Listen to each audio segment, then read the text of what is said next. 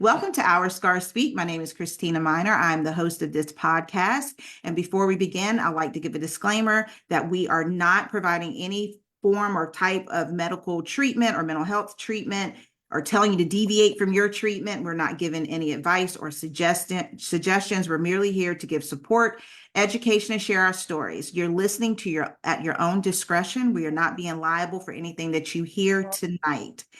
And tonight, I would like to thank Aubrey Glencamp for coming on tonight. Thank you so much, Aubrey, for being a guest tonight. Thanks for having me. Absolutely. So I always start out the podcast and just asking you to just share some things about yourself. Like who would you say that Aubrey is? Who are you? I guess to sum it up, I would say I'm a son, a Okay. husband, a father, a friend, an advocate, and I'm proud to say a co-author with Oh, my 7-year-old daughter now. really? You're co-author with your 7-year-old daughter? And we actually published her first book when she was 5, and then we published her second one when she was 6. So we have an activity book where the characters in her are drawn to her likeness, and we have like affirmations in there, coloring pages, activities, all on Amazon. So we're pretty proud of that. So we can call ourselves co-authors. Yes, so you can call her author and an entrepreneur. There we go. She Yeah, has I love it. her Yeah. own company, Clover. Yeah. So yeah. What's the name of her? What's the name of you have a publishing company for her? No, we actually do Oh, everything through Amazon, but she has a company after her, Clover Enterprises. So that's what we do her YouTube channel through, as well as publishing the books is kind of tied into it. wow. So I got two in one tonight. Like, okay, got a lot of information. Thank you for sharing that. And make for sure before we get out of here, and at the end, I'll ask where people can find you. Make sure you let us know that information as well. Will do. Well, that is awesome. So, have you here tonight to share your story. But as we all know, before breast cancer hits our lives, we have a life prior to. So, if you wouldn't mind kind of just telling us what was life like before you even found out about having breast cancer? Sure. I'll actually start because some of my life experiences as far as like medical issues Mm-hmm. that played into, my whole cancer treatment actually Okay. started when I was 19. When Wow. I was 19, I was actually I was in college and I was having these blackouts. And I remember my mom taking me to the cardiologist to get an echo. I had, played sports all my life, Right. physicals, every single year. Nothing was ever picked up. But what we ended up finding was there was a mass that was surrounding my heart. And I Wow. remember, you know, from there they didn't know what it was quite yet. Mhm. So when I was scheduled to get a biopsy, I was actually taking a test, an exam, and every other time that I was having these blackouts, it was because I was playing basketball or just finished something physical. But when it happened when I was taking my test, they actually told my mom to come get me from school, which is 2 hours away, rushed me down to the hospital. And I remember sitting there and, they were thinking about running all these tests. And one of the nurses ran in while I was talking to my dad, and she had the defibrillator in her hand, like ready to shock me, paddles ready and everything. And she was like, "Are you okay?" And I was like, "Yeah." And at that point in time, my heart was racing so Mhm. fast. They didn't know, really what to do. And that was my first pretty much experience when it came to a life death type of thing. Okay. Um, so having open heart at 19, I also got a defibrillator put in 3 days later. And that kind of started my journey. When we talk about scars, being 19, having, a scar directly down your chest. But, by the grace of God, I survived, and I was happy, and I kind of used that experience to, continue on. I was able to continue on with my life. Right. Most of that was removed, but there is some that's still there, which is, we'll talk about later on in the story. But yeah, life after that was, it was the same. I got married. purchased a house, continue to live life and all of that.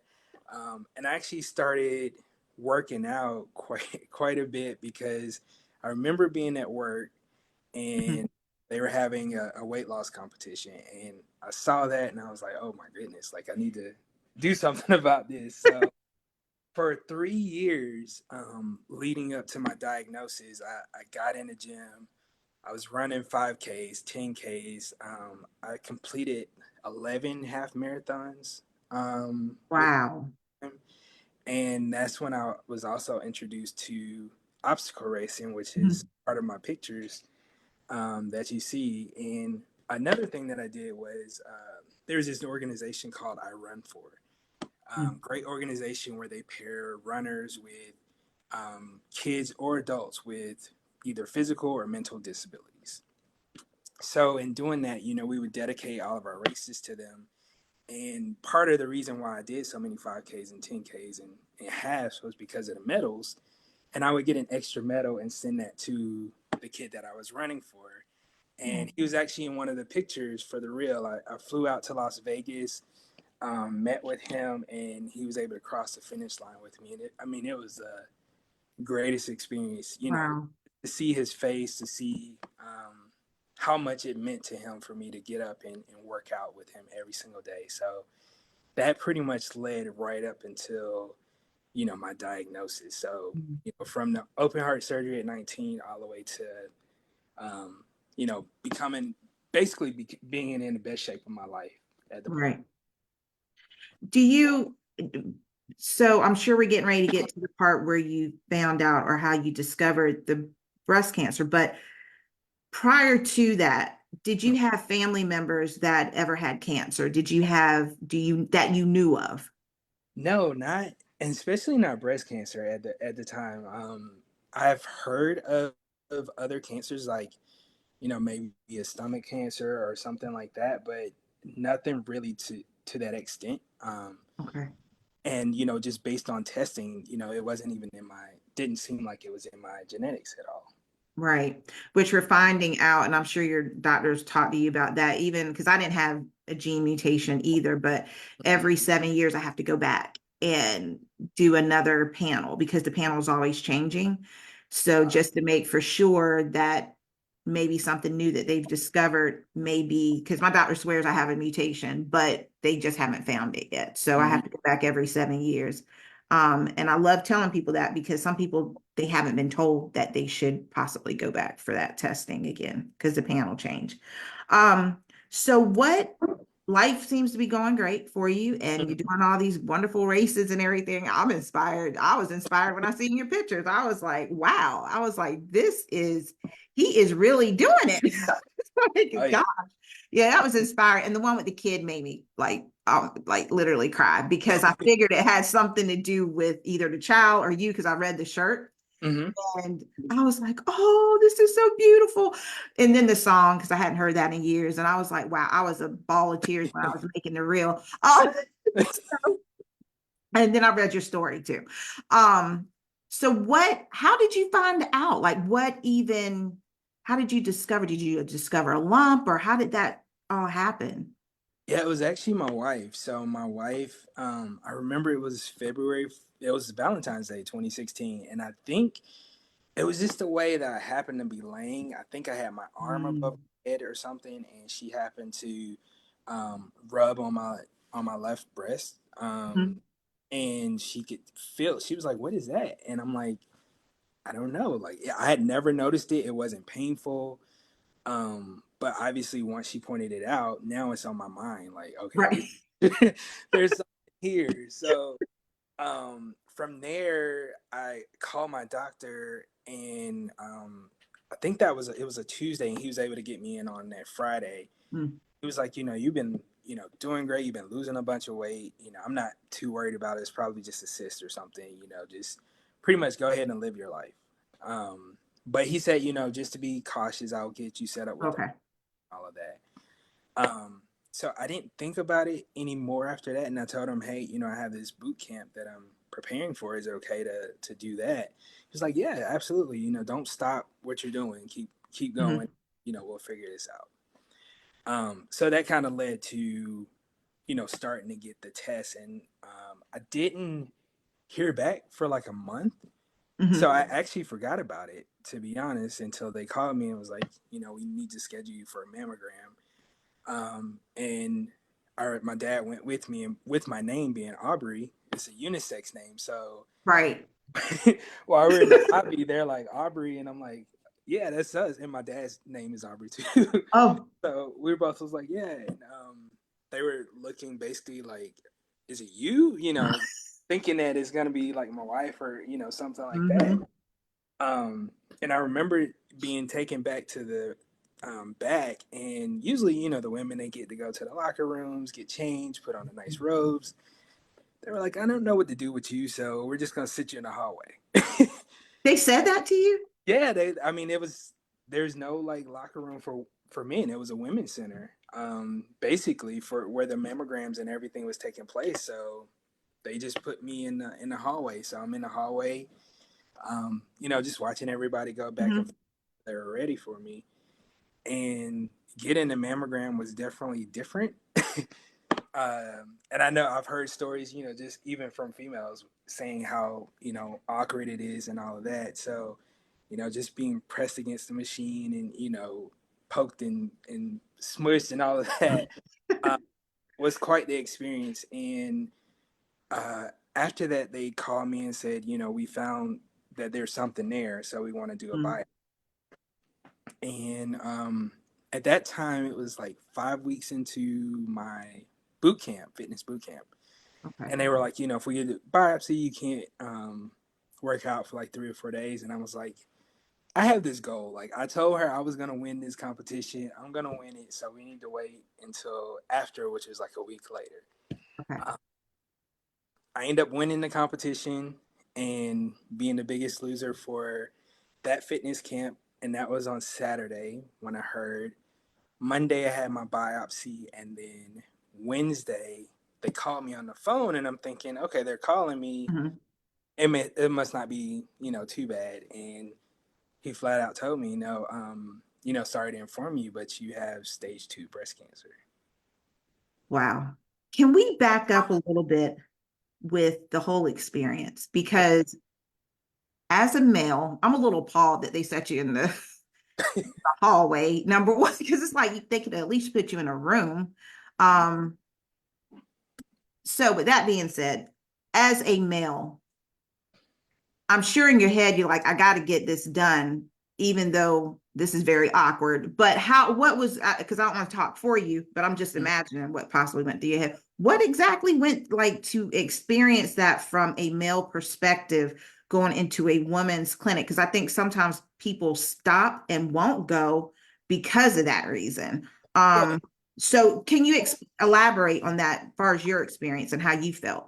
I mean, I felt like it was just, like you said, it's a test that I have to get done. Let's figure out, what needs to happen. And I think, just in talking with about breast cancer in general, and Mhm. even when I referenced, my wife touching my left breast, like Mhm. men don't typically associate having breast tissue, even though we do have breast tissue. Everybody has breast tissue. So, there's always that stigma there. And me not knowing anyone that had breast cancer, or even thinking I had breast cancer, Mhm. just to put that out there, just thinking, getting these tests done um, was definitely awkward, I would say, Mhm. more so than anything.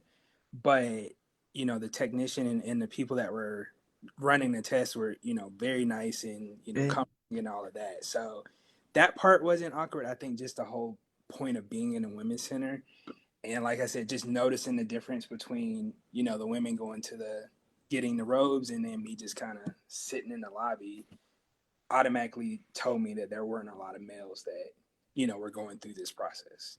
And even the paperwork, I'm sure was a little because I'm sure the questions weren't necessarily geared Right. toward a male. Mm-hmm. As Um, when was your cycle, and yeah. all of the different things. Is When'd you have your last baby? exactly like never. So And I could imagine that because even being flat and it's on my paperwork and I go in and they're like, and it has that I've had a hysterectomy. So when was your last cycle? When's the last time you had a baby? and they'll ask me stuff about my breasts. And I'm like, did y'all even read anything that I Right. just wrote down? So I can't even imagine as a male, coming in and having female questions asked towards you. And you've been continuously going to, before we get more into your story, have you continued to go to the doctor after having to get any type of ultrasounds or anything done? Have you had to go back to a women's center? No, I haven't had to go back to a women's center. I basically follow up with my oncologist, and Okay. we go through the whole physical Yeah. um, exam on me. So yeah, I haven't had to go back. Yeah, because I was about to say, so from the time that you had till now, like, has there been any changes? Because I know it's more men going now than have before. Um, wow, so that's an experience in itself. So when you got that phone call, and oh yeah, I want to mention this. Thank you for sharing that your wife found it. Because I tell men that I've talked to before, let your wife feel your chest too, Mhm.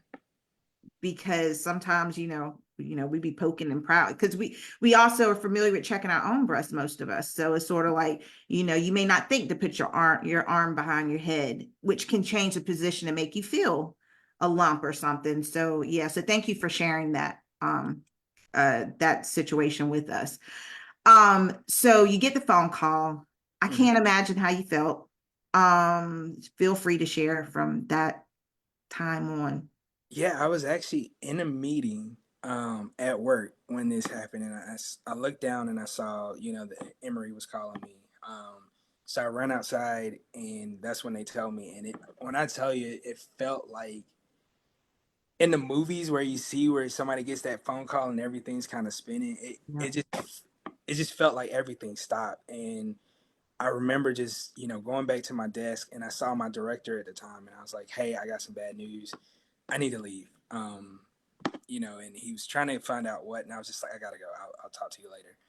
And I remember going to my car, and I sat in my car for probably a good 10, 15 minutes trying to figure out how I was going to tell my family.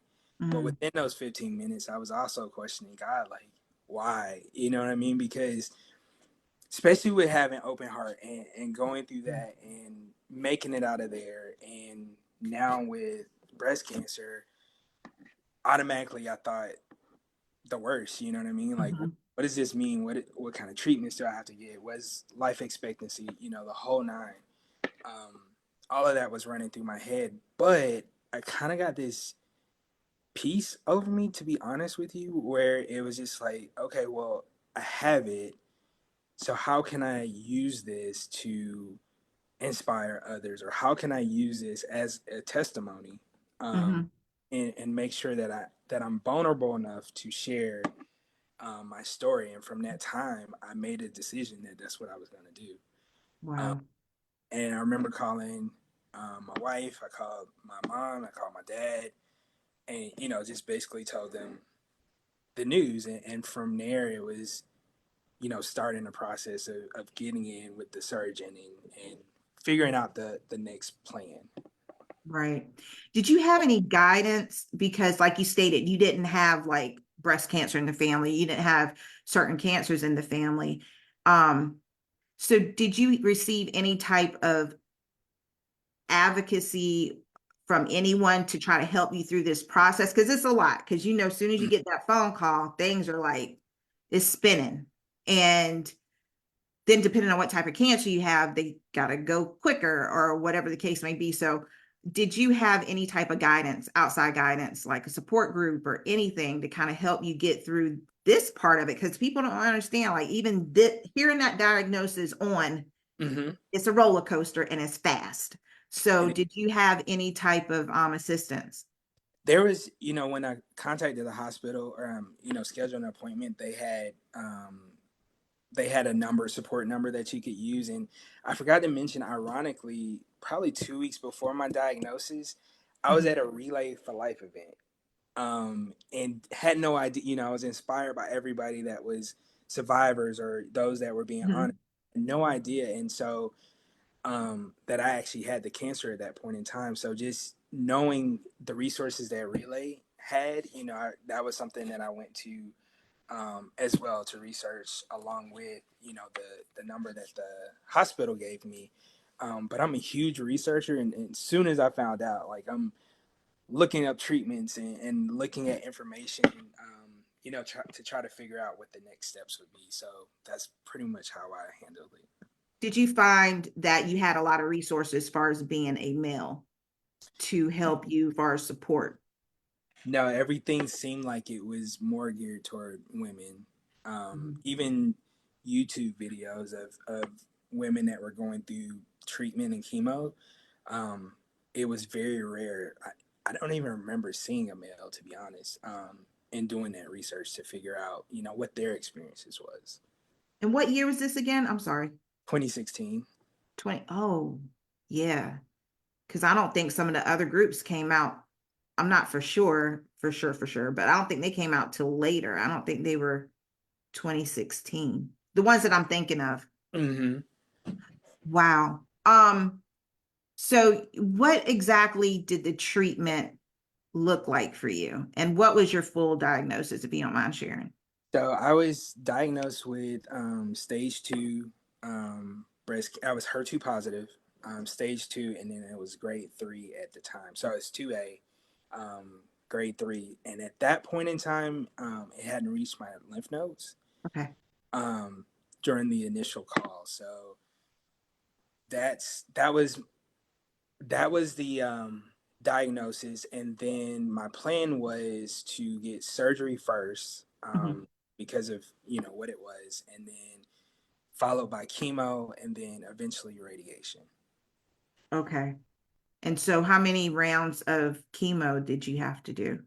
I was supposed to do six, Mhm. and that's when I mentioned my heart earlier. The Herceptin that I was taking at the time was actually damaging my heart. Mm. So my heart function dropped a lot. And I also started having those blackouts again. Oh, And wow. right before we were going to, I want to say my second treatment, Mhm. I had blackouts before I even got there. So we had to cancel it. Um, Mm. and, that's when we found out, it's impacting my heart. And I did five. I was supposed to do 6 rounds of chemo and then complete Herceptin for another year. Okay. So I only made it 5 rounds of chemo before we had to stop it because of what it was doing to my heart. So did you ever do radiation? No, so radiation didn't happen because going back to my defibrillator is on the same side as where my left breast was impacted. So for them to do radiation, they would have to move my defibrillator, which I had about can't remember how many years. That was probably like 15 years, 16 years at that point Oh, in time. okay. So they said they would have to move it and then rewire, and like no one wanted to touch it. I went to several doctors, and everyone's like, it's too risky. We just don't want to do it. Wow. So you did the chemo as much as you could, and they excluded the radiation because of your heart. Right. And once again, thank you for sharing that because a lot of people do not know that it can produce, even though we do what we can to save our life, of course, but being aware that some of these drugs can cause issues with cardiovascular. They can. Mm-hmm. Yeah, they're very, and it's hard because, like, okay, I want to live, I want to do these treatments, but then on the other hand, especially like with yourself, because you had a heart issue, you have to be mindful. And that was one of the reasons why I chose what I chose, because I've been hypertensive since I was 18. And Mm-hmm. I knew that radiation and tamoxifen, certain drugs could affect my vessels, and I'm trying to hold on to them. Yeah, definitely. I'm trying to hold on to them. Okay, so you did all that. So there was a part of your story that was beyond touching to me. Mm-hmm. And it's about your little girl. But I want you to share that if you don't mind, like what you were up against as far as the treatment and some of the decisions you thought you were going to have to make, but then you didn't have to make that decision. Yeah, so leading up to once I found out, and part of that conversation was, do you guys want to have children? if you want children, you're going to have to go to a fertility clinic, because once you start chemo, you could become sterile, and there's just all these other unknowns. But between, trying to get work settled and going through all these tests, I never got a chance to go to the clinic. And 2 days before my surgery, we found out my wife was pregnant. So, instantly it was one of those things that just kind of gave me that ray of hope, because I always wanted children. I've wanted children, even when I was younger, way younger, because I was diagnosed at 33. Wow. But yeah, I wanted children. I always wanted to be a father. Um, I have a great father, not had. I have a great father, and um, I wanted to. He always told me, I want you to be a better father than me. So to get that opportunity, it was mind blowing and such a blessing. Yeah, and to look at your pictures and then, some of the things, like you take her to her different things that you have to take her to for extracurricular activities. And just listening to that, you can hear how great of a father you are. I just want you to know that. Thank you. So, fathers mean so much. My father passed when I was 18. So I adore fathers. Like I just love, and especially a good father. Mhm. And you are doing that for sure. Your whole family's beautiful. But just seeing that one picture where you and your daughter were walking off and it's a black and white photo. I was like, oh, the tears. Oh, but I thought that was such a great story because I've heard so many women share about their, having to go and put their eggs away into a egg, to a bank. And I had never heard it from the male perspective. So when I read your story and I seen that, I was like, oh my God, I hope you don't mind to share this because I hadn't heard of that. I really hadn't even thought of that, to be honest, Mhm. about the process that you all may have to take in order to have children if you want to have Right. children with the chemotherapy. So thank you for sharing that as well. um so after your treatment and stuff, how did that go for you though? Because during your treatment, I'm assuming, well, your wife was pregnant and you were going through Mhm. treatment. So how did all of that kind of, how was that for you, for It both of was it was different, for both of us. I think it was just a matter of, we had a great support system with our you? families and friends. I have one of my friends, Mark, named Mark. He actually took me to a couple of my chemo appointments. I know my dad and my mom, took me to appointments. So like everybody pitched in to help and ensure like we were taken care of. In the same process of going through treatment, I actually bought a house and moved, and so our family helped us with that. Wow. So we had a great um, support system to, Mhm. that kind of helped us along the way, and I know my job gave me flexibility when it came to working, and the days that I had, that first week or two of chemo, especially that first week, is tough, right? Right. And usually I started feeling better around that third week, and that was when I would go in, and then I would be right back to, getting another treatment. And, they allowed me to stay home and basically worked with me throughout the whole process. So, but I know when I got the first treatment, like I told you, I was in the best shape of my life. Right. I remember getting my chemo treatment, and a huge branch fell off my tree, and I'm out there chopping the branch like Paul Bundy, like it was nothing. I'm like, oh, this chemo's nothing. And it sure humbled me quick on that second one. So, it was one of those things where I really thought I had it, and I didn't think it would impact me. And, as treatment progressed, that's when I started noticing, I started getting weaker. Mm. Um, I remember being in the shower and all my hair, my hair starting to come out. And Mhm.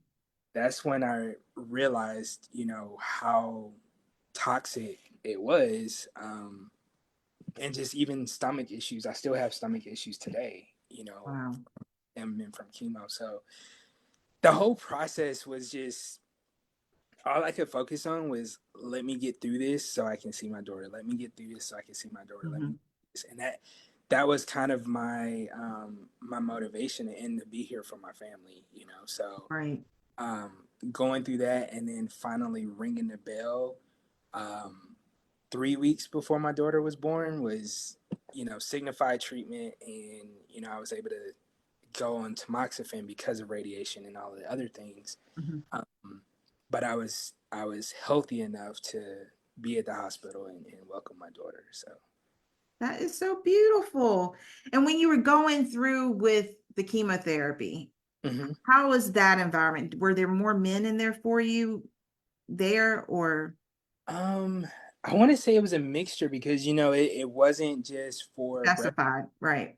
Yeah, it was kind of everybody, but um, it's kind of weird to say, but I actually chemo days for some reason I look forward to them. Mhm. I know that's weird to say because the pain and everything that went with it, but it just signified another step in getting being done. You know what I mean, or Mhm. closer to being done. But they treated me well there. Like I mean, they had service dogs that came through. They made sure we had snacks and drinks, and if we had people with us, they took care of them too. Um, and the nurses were very welcoming. I remember when my one nurse told me, it's okay to not feel good, Mhm. and to embrace that. If you don't feel good, you just don't feel good. And she even told me, if you want to get a milkshake, if that's the only thing you can handle when you leave here, Yep. get a milkshake. So we would go to Cookout every time I had a chemo appointment, and I would get a milkshake and kind of take that in. So yeah, like I said, I really look forward to chemo days. It was calming and relaxing because I didn't feel the effects until days later. Yeah. So And also, a lot of people don't understand this because I've had people to look at me, except for people who've gone through it or hmm gone through some form of chronic illness or something. They, because I'm like, I was lost after my doctor said, okay, it's, see you next year. And I'm like, what? Like, I don't have to come here, because it's sort of like they become family right. and sort of like almost like, well, for me, it was sort of like a security blanket. Like, oh, okay, um, she's gonna be checking me on this day, this so many days out, just to make sure I'm checking myself right. But Mhm. the personalities that you meet, especially if you have a good team, they become like family. They do. And I've heard a lot of people even specify that far as like the chemo room, like it becomes like your family, the people hmm that you see often and the nursing staff. So but I was just wondering because I know some people have said it was like more women, or even though it's not specified to one particular cancer. hmm But I was just curious what your experience was like with that as well. And you had to get surgery, and so that was before or after the chemo. I can't remember That what. was before. So I actually Okay. elected to have a double mastectomy, and that kind of goes back to the same thing we just discussed as far as men versus women, because my best friend, she also was diagnosed with cancer recently, like I think it was 2 years ago, or Mhm. yeah, 2 years ago or last year. And her experience was completely different, from a insurance perspective. For me, it was considered cosmetic if I wanted to get the right remove, whereas for her, it's like if you want it gone, it's gone. You know what I mean? So I didn't know I was gonna get a double mastectomy until a couple minutes before my surgery. Like that's when insurance approved it. Um, we had no idea. So my surgeon came in and was like, "Hey, it's approved. We'll go ahead and take both," because I was worried we don't even know how this first one got here. So like, go ahead and take this. Right. And he asked me, "Did you want the reconstruction?" And I was like, "Nah, I don't care about that. Like, just get them gone. Now.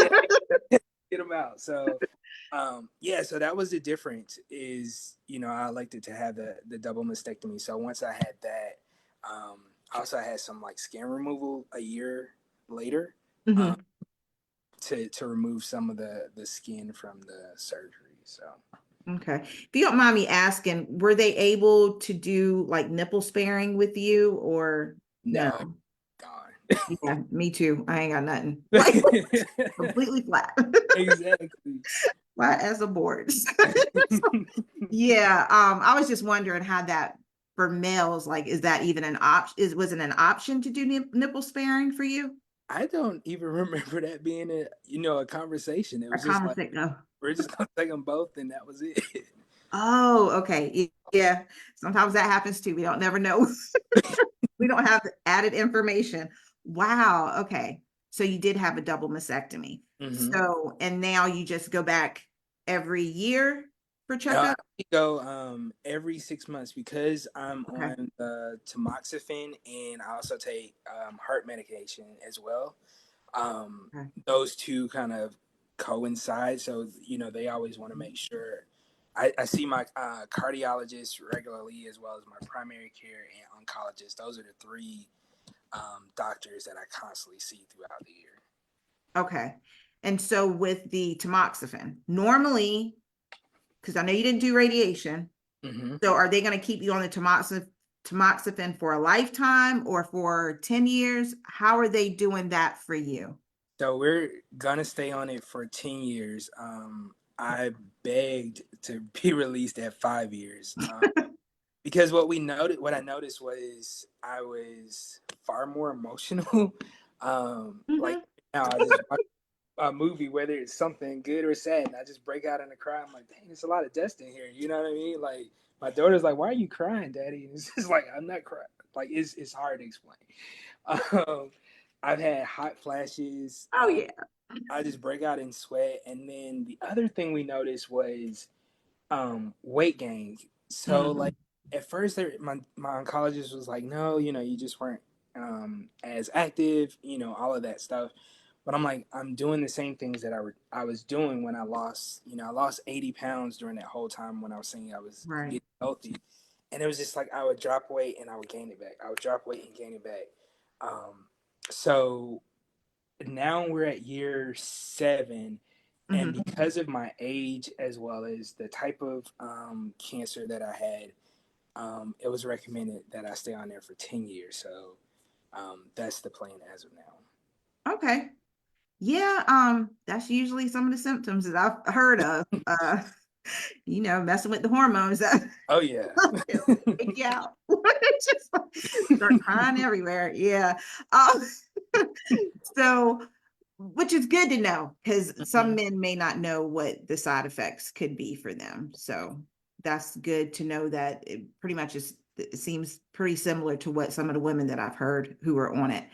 Um, what have you learned through this experience, especially because you're African American male? Is there anything that you've learned, like the dip? Because I know you are also have talked to the organization called Touch, and we're finding out that a lot of our genes are different than some Mhm. other races. But what's some information that you can shed light on with the audience, especially with all men and women, whomever?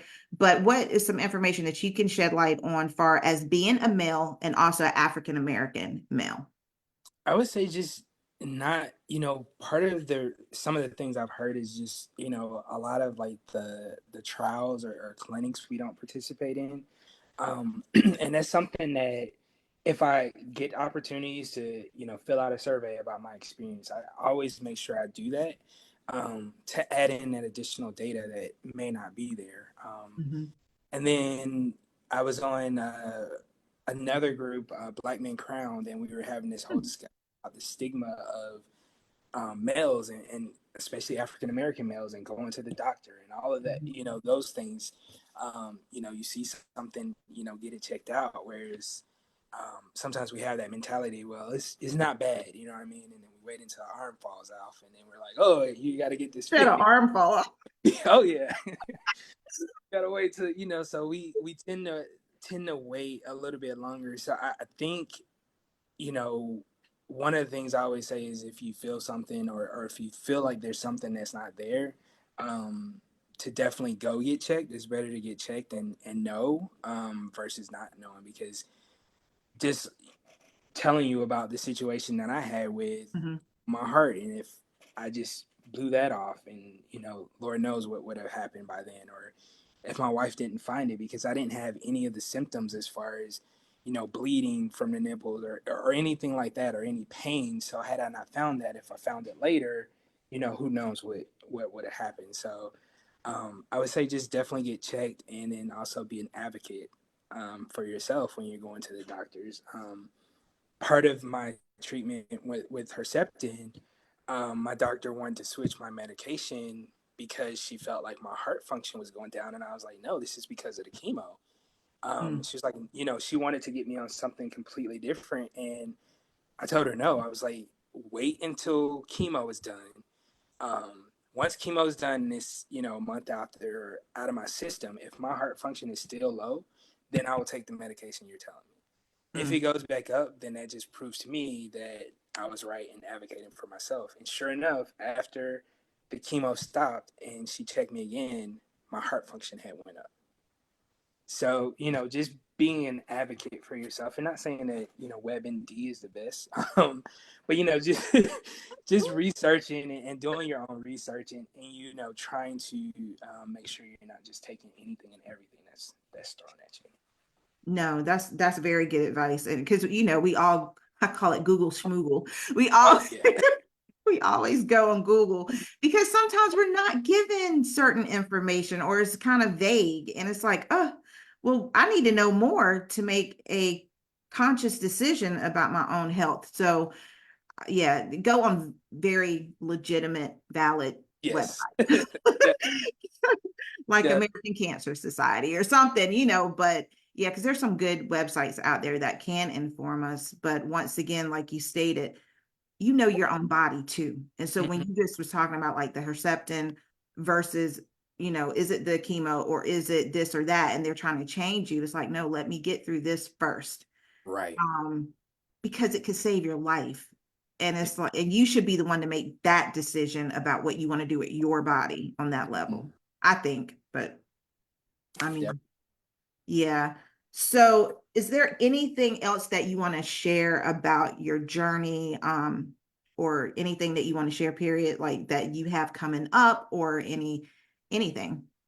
No, I mean, I guess just kind of like after, like I mentioned earlier, is I try to make sure whenever I have an opportunity like this that I share my story, and I continue to still race, and or try to race. I actually got my daughter into racing. Oh, We did our first obstacle race a couple years ago.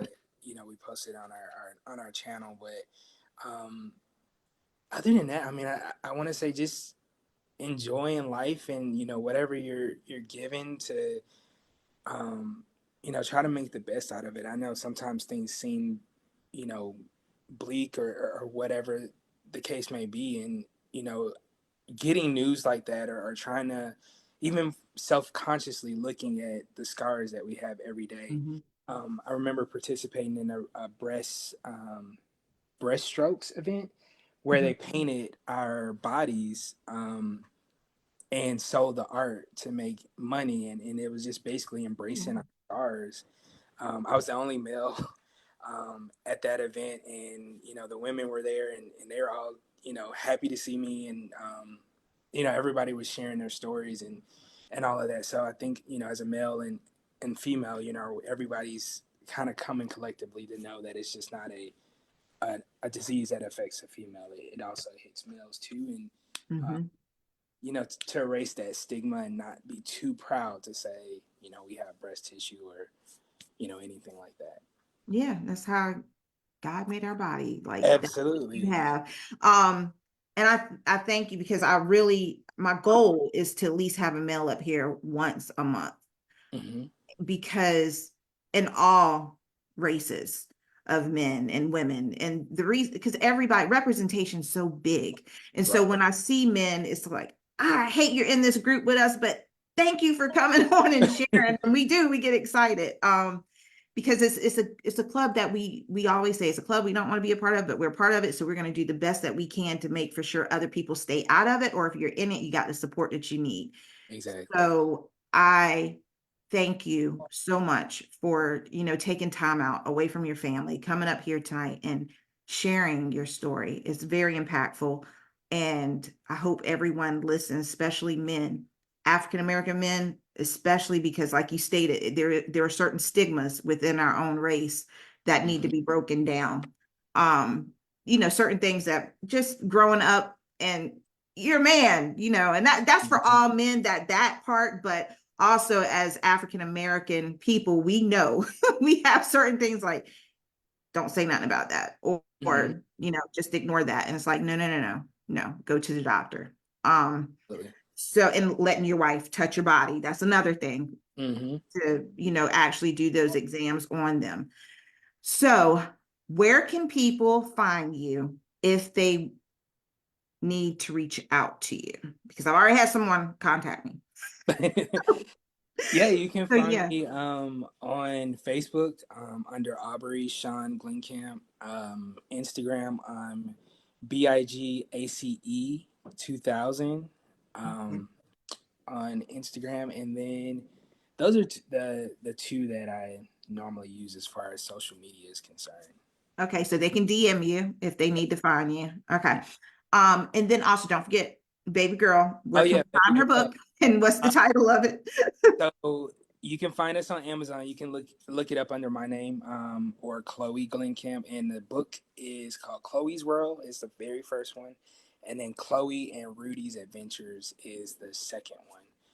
Okay. And that's on Amazon. And then she would love if I could shout out her YouTube channel, which is Absolutely. Shout on. Chloe. It's Clobear Enterprises. So it's CHLOBEAR Enterprises, and you can find that on YouTube. Yes, support her book, and support her YouTube because she's a little entrepreneur and we She gotta support her. I love it. Love it. I love it. I love that you're cultivating the things that your daughter loves to do and you're allowing her to make decisions and just helping her along the way. I love that. So you had a song, which I hadn't heard in in years, and I was like, with the pictures, you just had me crying, just absolutely crying. Um, what's the name of the song?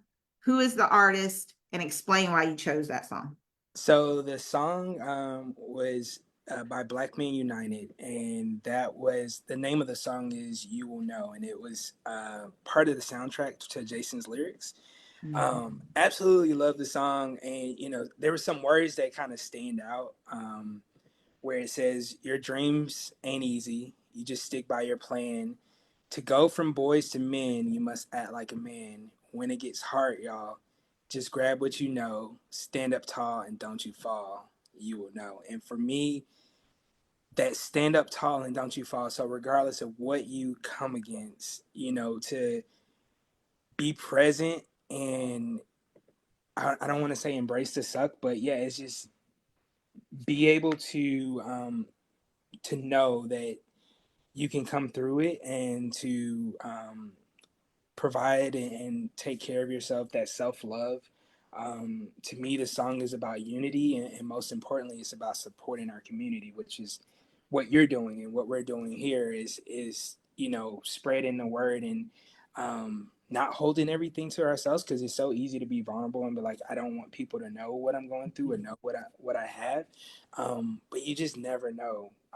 And that's my prayer every night, is to be a blessing to somebody else, whether it's monetary or smiling at someone that just needs a smile or a hug or a laugh or sharing a story. So that's why this song stuck out the most to me, and having all of those guys come together and Yeah.